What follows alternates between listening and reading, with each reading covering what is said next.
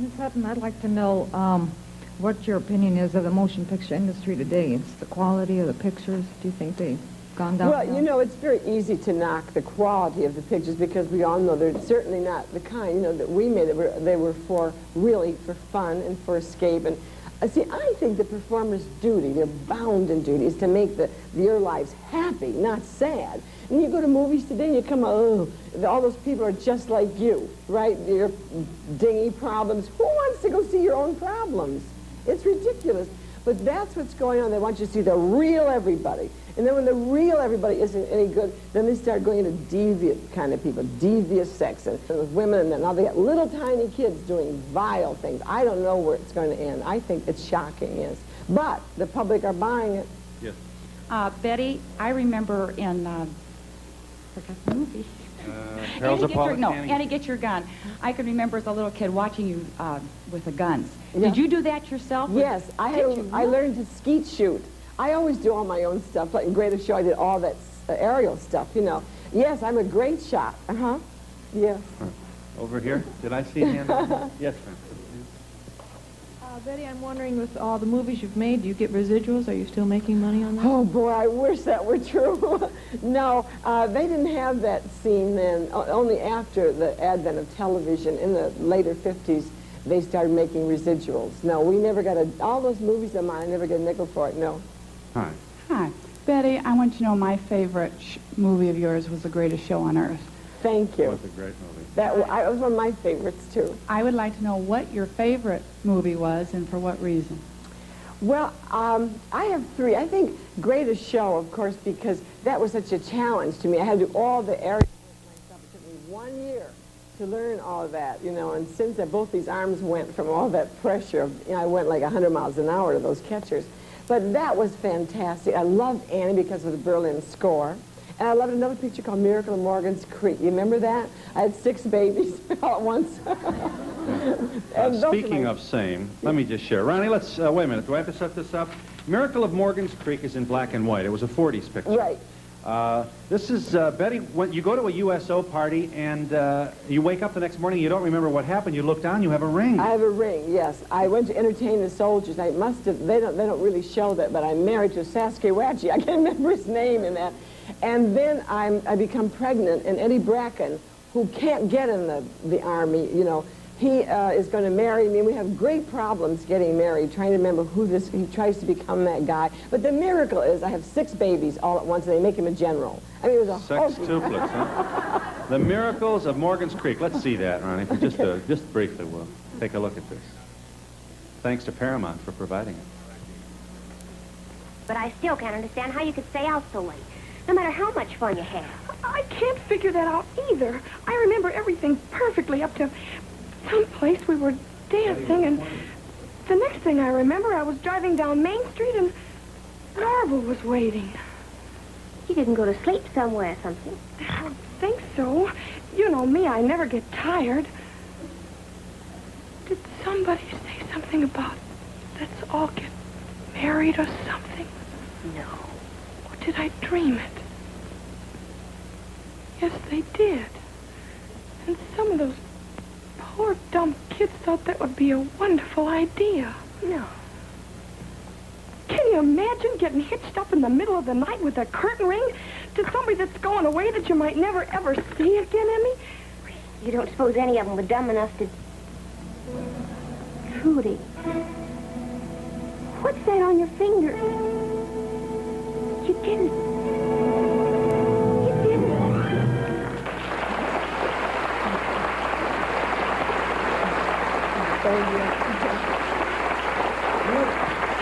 Memory lane. You were 20? Yes. You were 20 in that scene. Now, when you sit here 37 years later, Yes. do you remember your life that Oh, yes. were you in love? Was anything going on? No, I had only arrived when I was 19 in Hollywood. I was looking around, but nothing happened yet. I didn't get married till I was 25.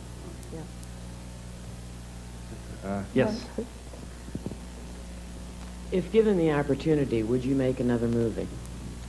Well, you know, the reason I have to say no, firstly, I won't be given an opportunity to do the kind of picture I'd want to do. I don't want to play parts that bore me, and that's all they give me. I mean, you have to face, I'm 57, what are they going to give me? And that's like a miracle, like with, you know, a series like, well, you know, on the Family, whether you, that kind of star. But I don't know, it was so much fun being the kind of star was. I'm having a ball, because I can still be that kind of Betty Hutton now. See, greeting people. I don't want to act old, you know, heck. That, I'd have to play these old bags, you know. I know I'm old, you know. Betty, I was just wondering, you have such enthusiasm and a different zest for life. With this present attitude, how would you have faced life going back to when you were 40? With your attitude. How would I have faced it then? Yeah, suppose you had your attitude now and your... Oh, well, I think, it's hard to tell what I would have done, but naturally I feel if I had been close to God, as I say, if he had been first, then my career wouldn't have been first, and maybe I never would have gotten there. I don't know. I really can't answer that honestly. I really can't. Yes, ma'am. Betty, I have to express my admiration to you for your coming out here today, because I know it takes a lot of courage. I've been in mental health programs for the last 25 years, so I know how much courage this takes. My question is, do you intend to contribute anything to the mental health because of your experiences? Also, I don't think you realize, as much as I do, the impact this has on the public out there, how much comfort you are to them, and to the patients I know who are watching, as well as their relatives.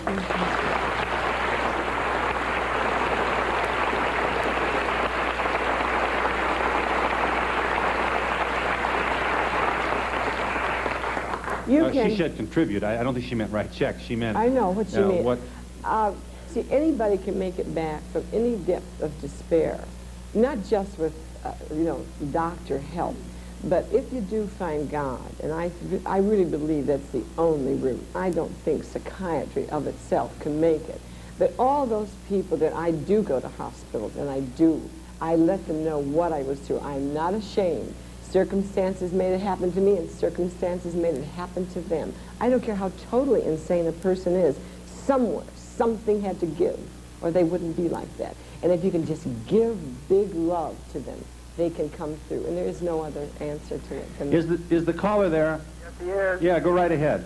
Well, I'd just like to tell Betty, she was speaking of after 40, everything's over with.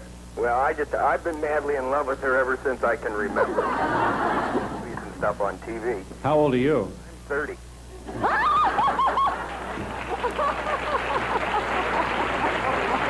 See? Hang on just a moment. Ladies, Yes. maybe we got a chance yet, ladies.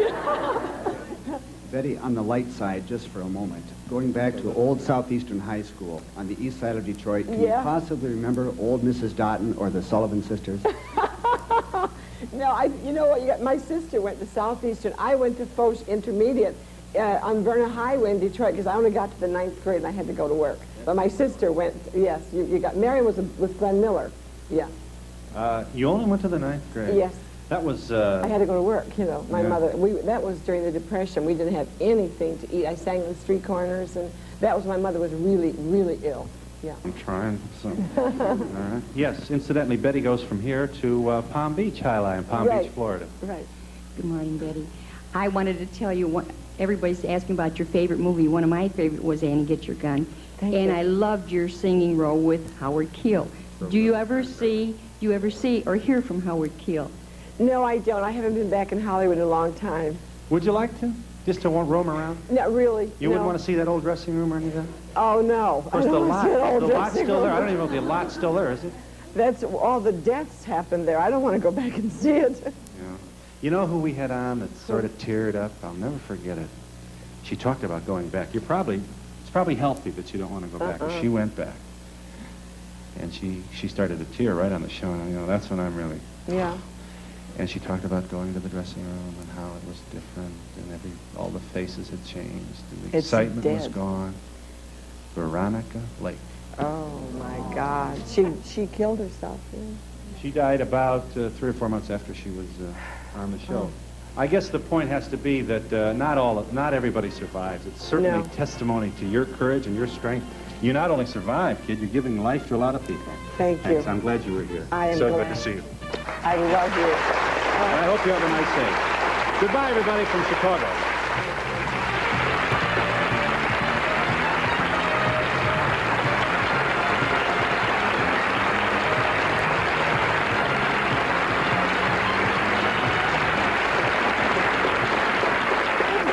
And promotional fees paid by the new Ford Fairmont wagon. Built for today, but designed for the years ahead. The Ford in your future. Test drive it now. Fairmont, the newest, better idea from the Wagon Master.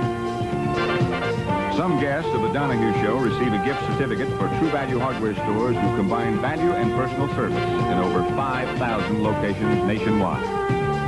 This is Dick Gautier. For a little tomfoolery, fast repartee, and a fib or two, join me on the Liars Club tonight at 7 o'clock on Channel 5. Next, a family feud results in an accidental death on The Big Valley.